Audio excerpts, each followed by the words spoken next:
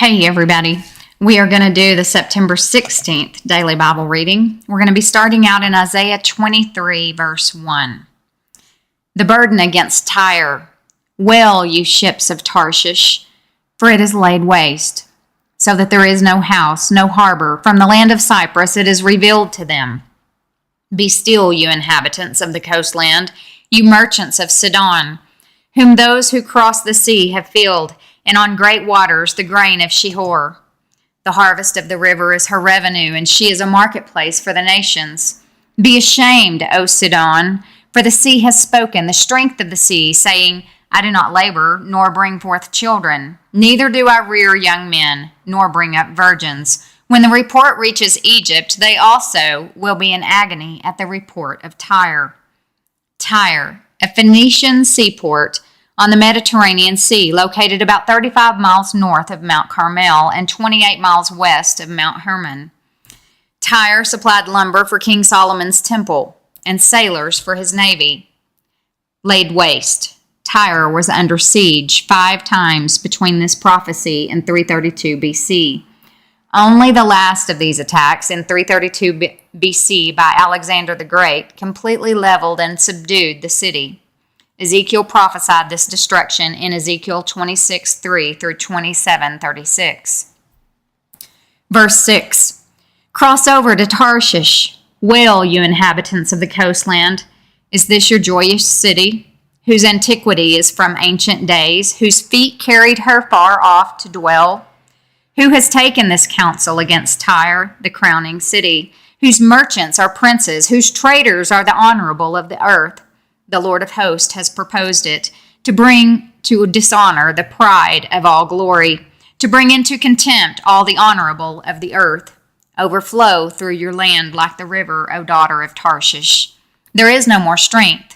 He stretched out his hand over the sea. He shook the kingdoms.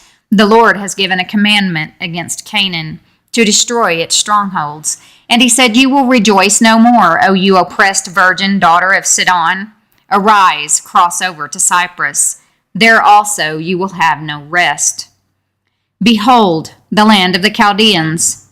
This people which was not, Assyria founded it, for wild beasts of the desert. They set up its towers, they raised up its palaces, and brought it to ruin. Wail, you ships of Tarshish, for your strength is laid waste. Now it shall come to pass in that day that Tyre will be forgotten 70 years, according to the days of one king. At the end of the 70 years, it will happen to Tyre as in the song of the harlot. Take a harp, go about the city, you forgotten harlot. Make sweet melody, sing many songs, that you may be remembered. And it shall be at the end of 70 years that the Lord will deal with Tyre. She will return to her hire and commit fornication with all the kingdoms of the world on the face of the earth. Her grain and her pay will be set apart for the Lord. It will not be treasured nor laid up, for her gain will be for those who dwell before the Lord, to eat sufficiently and for fine clothing.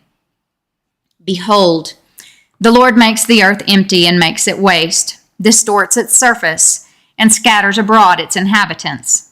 And it shall be, as with the people, so with the priest, as with the servant, so with his master, as with the maid, so with her mistress, as with the buyer, so with the seller, as with the lender, so with the borrower, as with the creditor, so with the debtor.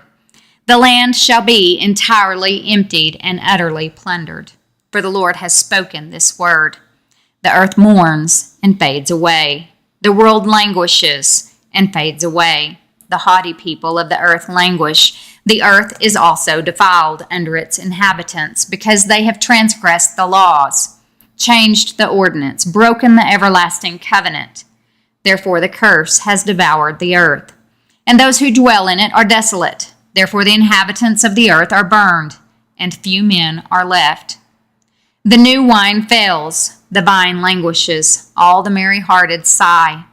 The mirth of the tambourine ceases, the noise of the jubilant ends, the joy of the harp ceases.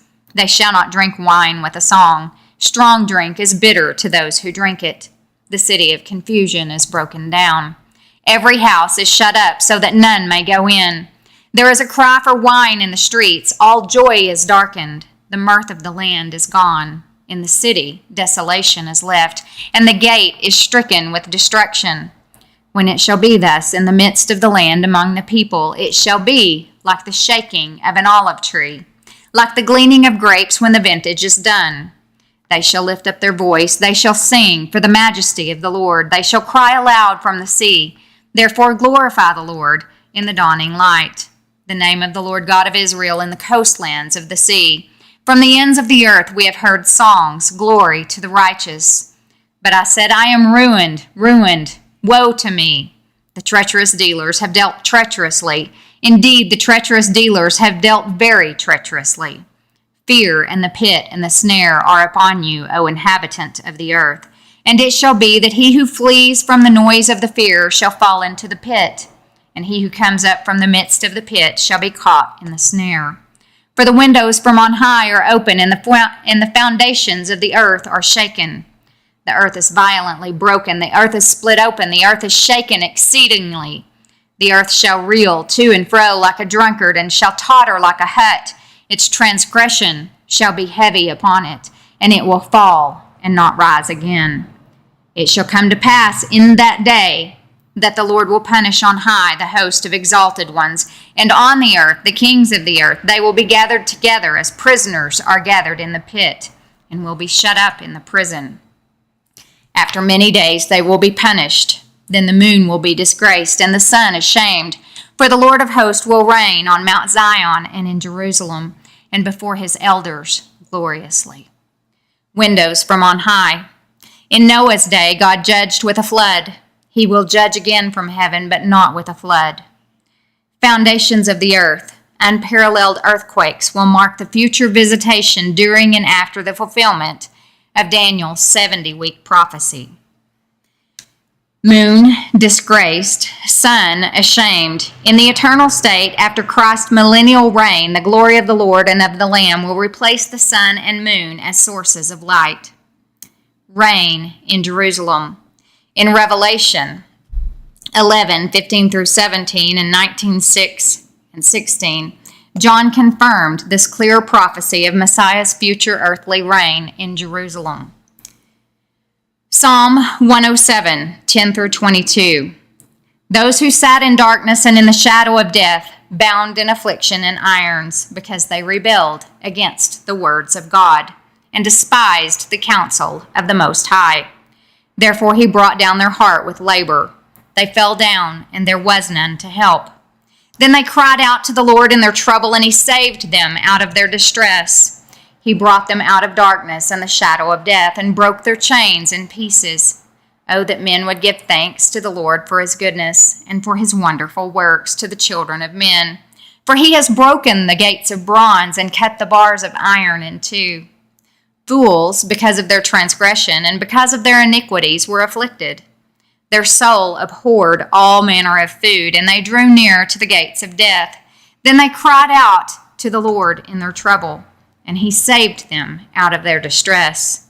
He sent his word and healed them, and delivered them from their destructions.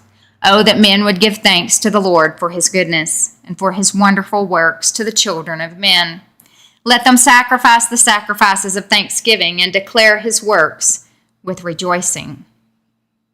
There's another verse right there in verse 20 that confirms that Jesus is his word. It says he sent his word and healed them and delivered them from their destructions. And so again, Jesus is the word. Proverbs 25, verse 17. Seldom set foot in your neighbor's house, lest he become weary of you and hate you. 2 Corinthians 8, 1 through 24. Moreover, brethren, we make known to you the grace of God bestowed on the churches of Macedonia, that in a great trial of affliction, the abundance of their joy and their deep poverty abounded in the riches of their liberality. For I bear witness that according to their ability, yes, and beyond their ability, they were freely willing, imploring us with much urgency that we would receive the gift and the fellowship of the ministering to the saints. And not only as we had hoped, but they first gave themselves to the Lord, and then to us by the will of God. So we urge Titus, that as he had begun, so he would also complete this grace in you as well. But as you abound in everything, in faith, in speech, in knowledge, in all diligence, and in your love for us, see that you abound in this grace also. I speak not by commandment, but I am testing the sincerity of your love by the diligence of others. For you know the grace of our Lord Jesus Christ, that though he was rich, yet for your sakes he became poor, that you through his poverty might become rich. And in this I give advice. It is to your advantage not only to be doing what you began and were desiring to do a year ago, but now you also must complete the doing of it, that as there was a readiness to desire it, so there also may be a completion out of what you have. For if there is first a willing mind, it is accepted according to what one has and not according to what he does not have. The phrase, though he was rich, a reference to the eternality and pre-existence of Christ. As the second person of the Trinity, Christ is as rich as God is rich. He owns everything and possesses all power, authority, sovereignty, glory, honor, and majesty. He became poor, a reference to Christ's incarnation. He laid aside the independent exercise of all his divine prerogatives, left his place with God, took on human form, and died on a cross like a common criminal, that you might become rich. Believers become spiritually rich through the sacrifice and impoverishment of Christ. They become rich in salvation, forgiveness, joy, peace, glory, honor, and majesty. They become joint heirs with Christ. A willing mind. Paul spoke of a readiness and eagerness to give. God is most concerned with the heart attitude of the giver, not the amount he gives. According to what one has. Whatever one has is the resource out of which he should give. That is why there are no set amounts or percentages for giving anywhere stated in the New Testament. The implication is that if one has much, he can give much. If he has little, he can give only little. Not according to what he does not have. Believers do not need to go into debt to give, nor lower themselves to a poverty level. God never asked believers to impoverish themselves.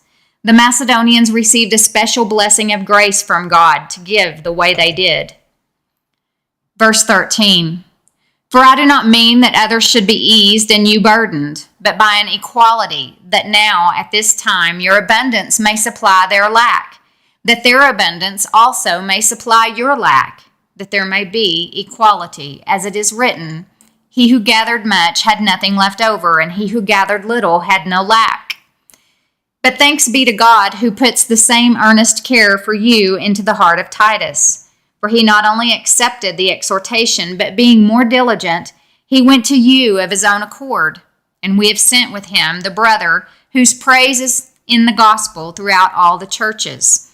And not only that, but who was also chosen by the churches to travel with us with this gift, which is administered by us to the glory of the Lord himself, and to show your ready mind, avoiding this, that anyone should blame us in this lavish gift which is administered by us, providing honorable things, not only in the sight of the Lord, but also in the sight of men.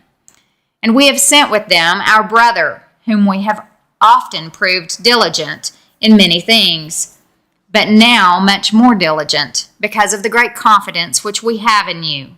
If anyone inquires about Titus, he is my partner and fellow worker concerning you. Or if our brethren are inquired about, they are messengers of the churches, the glory of Christ. Therefore show to them and before the churches the proof of your love and of our boasting on your behalf. So how did the Macedonians exemplify free will giving? The generosity of the churches of Macedonia that Paul addresses in 2 Corinthians chapter 8, verse 1, was motivated by God's grace.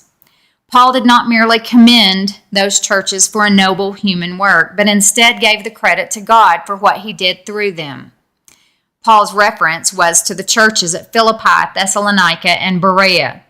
This was basically an impoverished province that had been ravaged by many wars and even then was being plundered by Roman authority and commerce. In spite of their difficult circumstances, the church's joy rose above their pain because of their devotion to the Lord and the causes of his kingdom.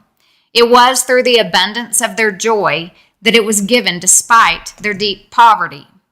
Poverty refers to the most severe type of economic deprivation, the kind that caused a person to become a beggar.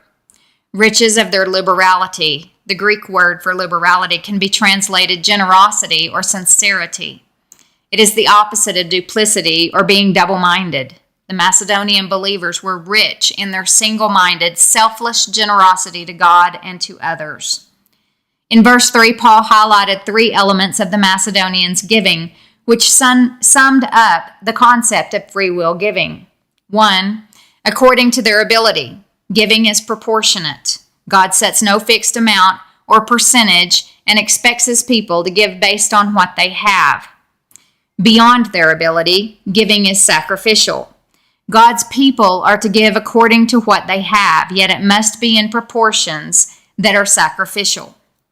And 3, freely, willingly, literally one who chooses his own course of action. Giving is voluntary. God's people are not to give out of compulsion, manipulation, or intimidation. Free will giving has always been God's plan.